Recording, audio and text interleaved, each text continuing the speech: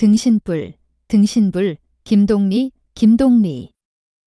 등신불, 등신불은 양자강, 양자강 북쪽에 있는 정원사, 정원사의 금불각, 금불각 속에 안치되어 있는 불상의 이름이다. 등신금불, 등신금불 또는 그냥 금불이라고도 불렀다.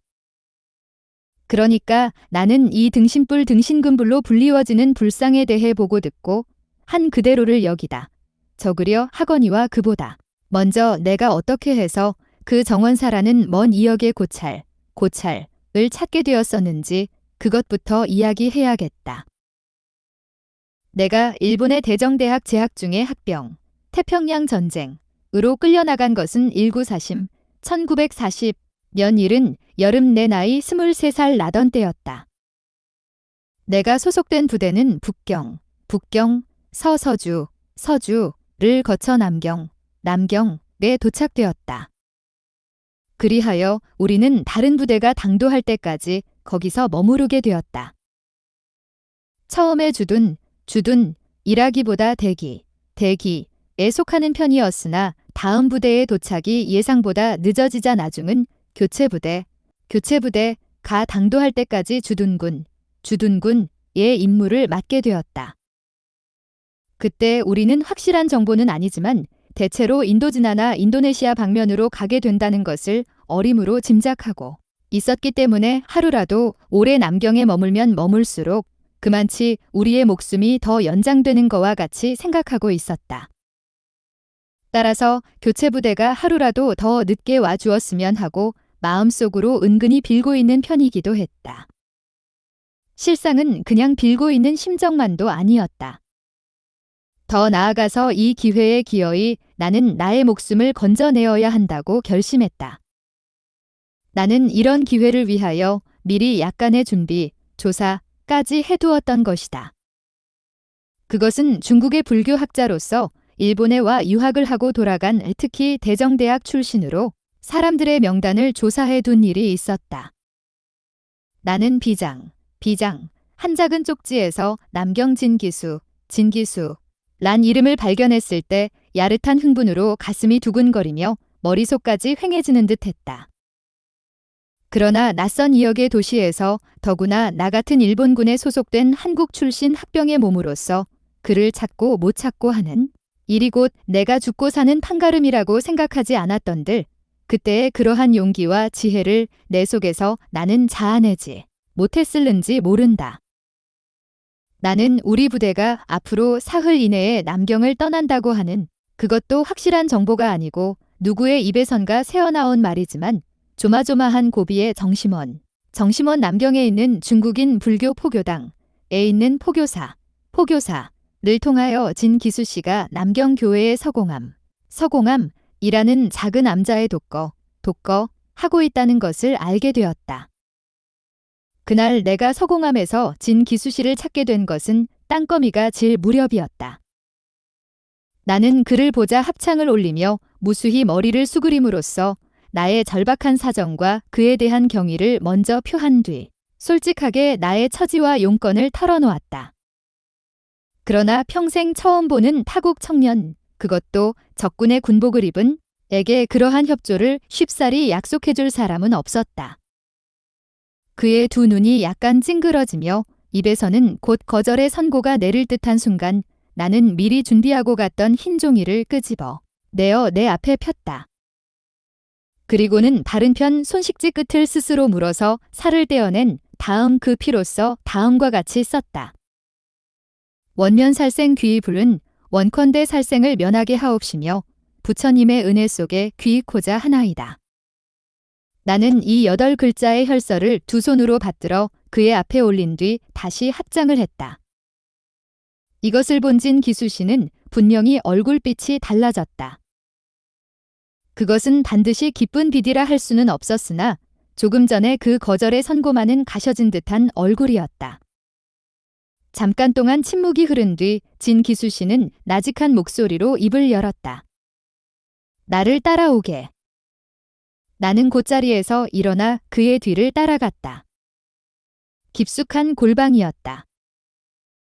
진기수는 나를 그 컴컴한 골방 속에 들여보내고 자기는 문을 닫고 도로 나가버렸다.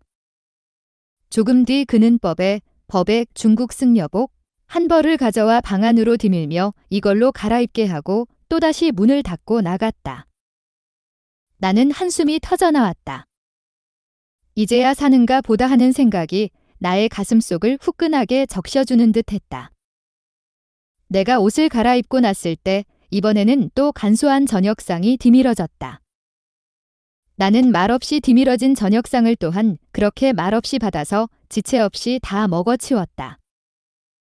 내가 빈 그릇을 문 밖으로 내어놓자 밖에서 기다리고나 있었던 듯 이내 진기수 씨가 어떤 늙은 중 하나를 데리고 들어왔다. 이분을 따라오게. 소개장은 이분에게 맡겼어. 큰절, 본찰, 내 법사 스님한테 가는? 나는 무조건 네 하며 곧장 머리를 끄덕일 뿐이었다. 나를 살려주려는 사람에게 무조건 나를 맡길 수밖에 없었던 것이다. 길은 일본 병정들이 알지도 못하는 산속 지름길이야. 한백이 남짓되지만 오늘이 20하루니까 밤중 되면 달빛도 좀 있을 게고. 그럼 불연 깊기를. 나무 관세음보살. 그는 나를 향해 합장을 하며 머리를 수그렸다. 나는 목이 콱 메어 옴을 깨달았다. 눈물이 핑 돈 채 나도 그를 향해 잠자코 합창을 올렸다. 어둡고 험한 산길을 경암, 나를 데리고 가는 늙은 중 끈 거침없이 걸었다. 아무리 발에 익은 길이라 하지만 군데군데 나뭇가지가 걸리고 바닥이 패이고 돌이 솟고 게다가 굽이굽이 가 가로지른 초망 속의 지름길을 칠흑 같은 어둠 속에서 어쩌면 그렇게도 잘 뚫고 나가는지 그저 신기하기만 했다. 내가 믿는 것은 젊음 하나뿐이련만 그는 20리나 30리를 걸어도 힘에 부치어 쉬자고 할 기색은 보이지 않았다. 나는 쉴 새 없이 손으로 이마에 땀을 씻어가며 그의 뒤를 따랐으나 한참씩 가다 보면 어느덧 그를 어둠 속에 잃어버리곤 했다. 나는 몇 번이나 나뭇가지에 얼굴이 긁히우고 돌에 채여 무릎을 깨우고 하며 대사 그를 불러야만 했다. 그럴 때마다 경암은 혼잣말로 낮게 중얼거리며 나를 기다려주는 것이나 내가 가까이 가면 또 아무 말도 없이 그냥 휙 돌아서서 걸음을 옮겨놓기 시작하는 것이다. 밤중도 훨씬 넘어 조각다리 수풀 사이로 비쳐들면서 나는 비로소 생기를 얻기 시작했다. 이제부터는 경암이 제 아무리 앞에서 달린다 하더라도 2번 다시 그를 놓치지는 않으리라 맘속으로 다짐했다. 이렇게 정세가 바뀌어졌음을 그도 느끼는지 내가 그의 곁으로 다가서자 그는 나를 흘낏 돌아다보더니 한쪽 팔을 들어 먼 데를 가리키며 반원을 그어 보이고는 200이라고 했다. 이렇게 지름길을 가지 않고 좋은 길로 돌아가면 200리 길이라는 뜻인 듯 했다. 나는 한마디 얻어들은 중국말로 쎄쎄하고 장단을 맞추며 고개를 끄덕여 보이곤 했다. 우리가 정원사 산문 앞에 닿았을 때는 이튿날 늦은 아침녘이었다. 경암은 푸른 수풀 속에 거뭇거뭇 보이는 높은 기와집들을 손가락질로 가리키며 자랑스런 얼굴로 무어라고 중얼거렸다.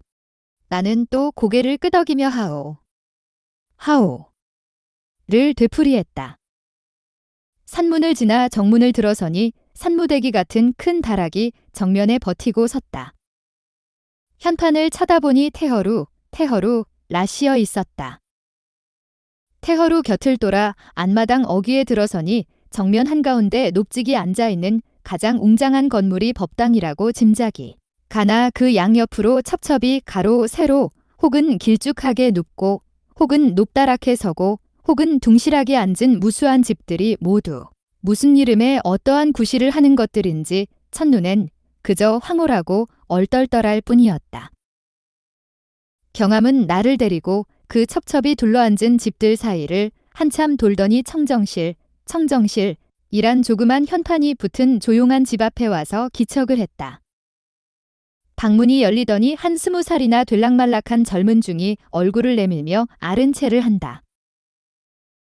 둘이서 젊은이는 방문 앞에 서고 경함은 뜰 아래 선 채 한참 동안 말을 주고받고 한 끝에 경함이 나를 데리고 집 안으로 들어갔다.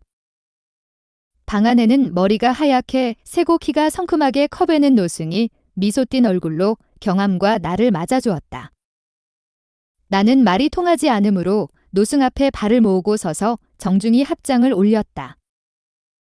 어저께 진 기수씨 앞에서 연거푸 머리를 수그리던 것과는 달리 이번에는 한 번만 정중하게 머리를 수그려 절을 했던 것이다. 노승은 미소 띤 얼굴로 고개를 끄덕이며 나에게 자리를 가리킨 뒤 경함이 내어드린 진 기수씨의 편지를 펴보았다. 불은 이로다. 편지를 읽고 난 노승은 이렇게 말했다. 그것도 그때는 알아듣지 못했지만 나중에 가서 알고 보니 그랬다.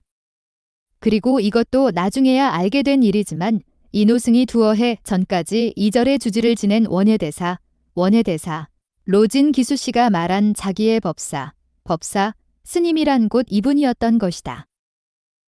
그날 저녁 나는 원예대사의 주선으로 그가 거처하고 있는 청정실 바로 곁에 조그만 방 한 칸을 혼자서 쓸 수 있게 되었다.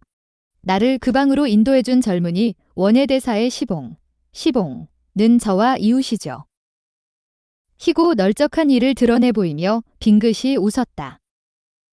그리고 자기 이름을 청운이라 부른다고 했다.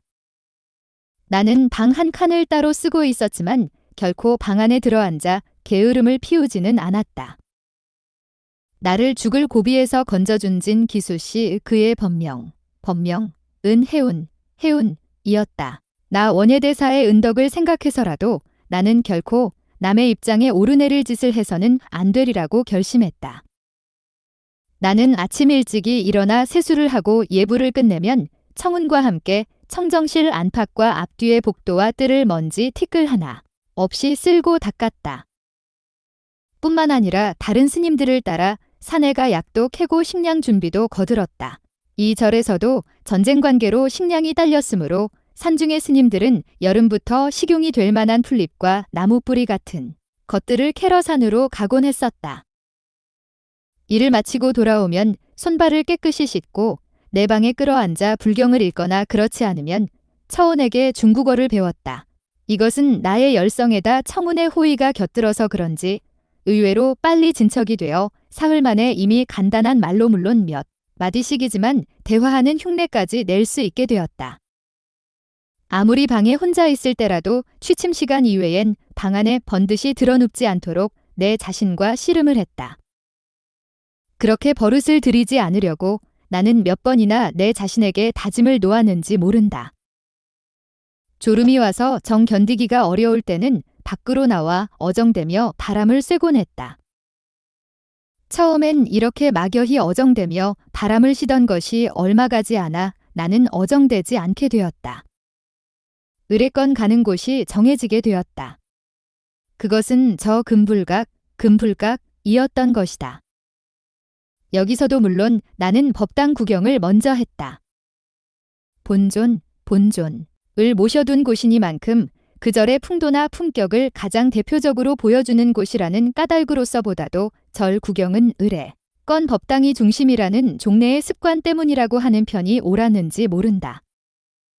그러나 내가 법당에서 얻은 감명은 우리나라의 큰 절이나 일본의 그것에 견주어 그렇게 자별하다고 할 것이 없었다. 기둥이 더 굵대야 그저 그렇고 불상이 더 크대야 놀랄 정도는 아니요. 그 밖에 채색이나 조각에 있어서도 한국이나 일본의 그것에 비하여 더 정교한 편은 아닌 듯했다. 다만 정면 한가운데 녹직이 모셔져 있는 세위의 불상, 훌륭히